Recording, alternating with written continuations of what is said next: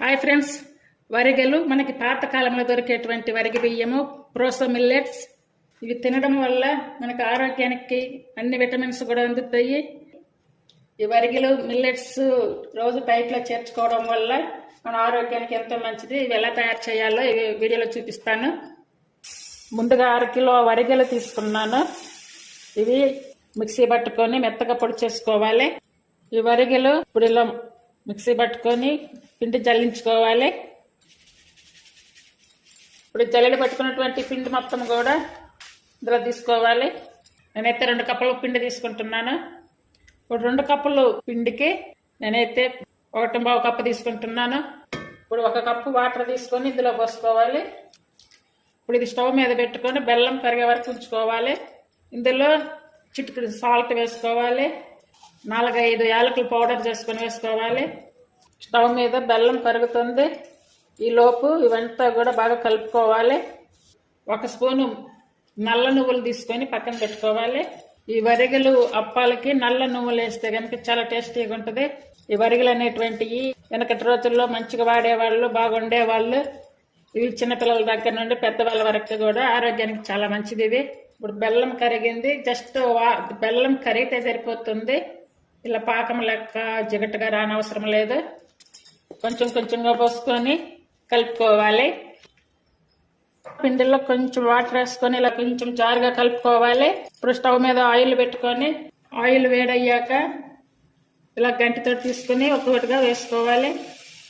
చూడండి, పొంగను కూడా పొంగుతున్నాయి మంచిగా. ఇలా వచ్చాక తీసి ప్లేట్లో వేసుకోవాలి.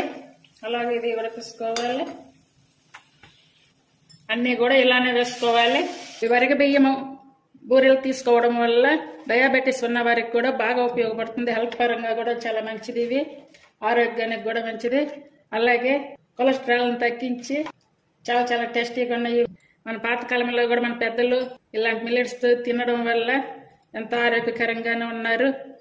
ఇందులో ఐరన్, మెగ్నీషియం అన్ని కలిగి ఉన్నాయి.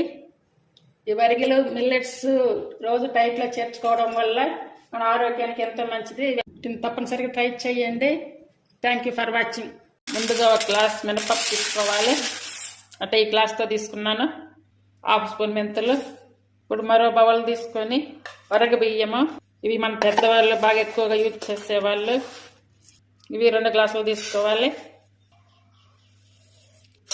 ఇవన్నీ కూడా ఇప్పుడు బాగా కడిగి నానబెట్టుకోవాలి.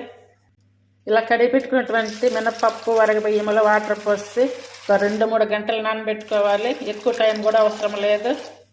ఇలా సపరేట్గానే నానబెట్టుకోవాలి.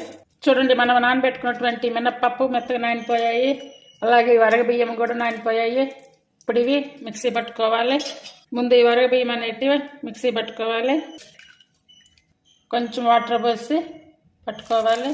ఈ వరగ బియ్యం ఇలా పట్టుకున్నాక నానబెట్టిన మినపప్పు వేసుకోవాలి. ఇలా పట్టుకున్నటువంటి పిండి అంతా కూడా ఒక బౌల్ తీసుకుని బౌల్లో వేసుకోవాలి. ఇప్పుడు ఈ పిండి అంతా కూడా ఇలాగే బయట పెట్టేసి ఒక 4-5 గంటలు పులిగి పెట్టాలి.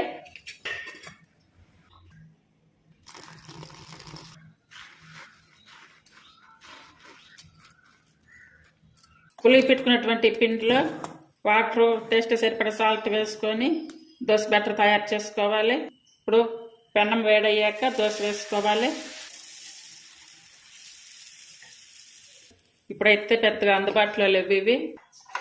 అక్కడక్కడ సూపర్ మార్కెట్లో దొరుకుతున్నాయి. అలాగే ఇప్పుడు ఆనియన్స్ వేసుకోవాలి. మీకు కావాలనుకుంటే కనుక కారం వేసుకోవచ్చు. ఆయిల్ వేసుకొని కాల్చుకోవాలి, తీసుకోవాలి. అది కూడా తినవచ్చు, ఎలాంటి డౌట్ లేకుండా. ఇలా వరగబియ్యంతో దోశ చేసుకొని తినండి, చాలా మంచిది. ఇది ఏ చట్నీలోకైనా చాలా బాగుంటుంది. Thank you for watching.